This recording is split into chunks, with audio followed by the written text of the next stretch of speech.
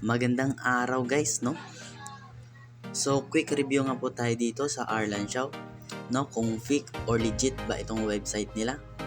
No? So, ang gagawin po natin ngayon is magwe-withdraw po tayo kasi meron na po tayong ipon. So, dito nga guys, no? Is meron po silang mga product na kung saan magde-deposit po tayo at yung pinakamababa is 200 pesos. Yan, makikita na rin natin yung earnings natin.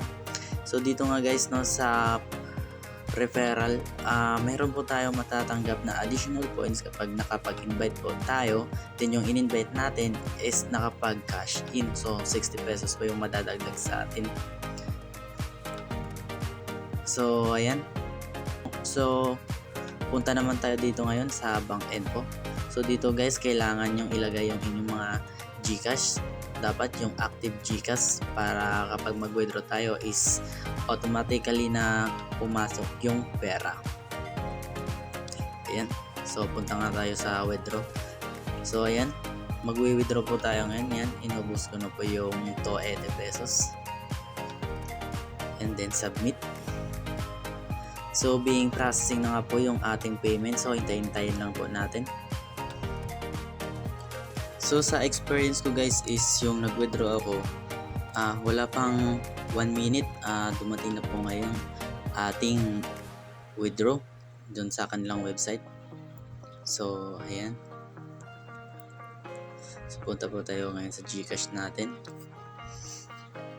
So ayan nga guys, no, dumating na po yung ating withdraw kanina dun sa kanilang website na 280 pesos. Yan. So legit nga po talaga itong kanilang website, no. Ayan. Punta nga tayo dun sa account natin kung nakapasok na nga talaga. So ayan guys, no, pumasok na nga po talaga. Ayan, 280 pesos. So kahapon po kasi is nag-withdraw din po ako ng 110. Kaya yung naipon ko po is 390. Ayan. So napaka-legit nga po talaga itong website nila, no. So yan. So kung interested nga po kayo dito sa website na to, so ilalagay ko po yung link sa baba. Ayan. So automatically na mapupunta po kayo doon sa website nila through link na ibinigay ko po, dahil meron po yung additional 40 pesos kapag nag-open po kayo doon sa link na ibinigay ko. Ayan.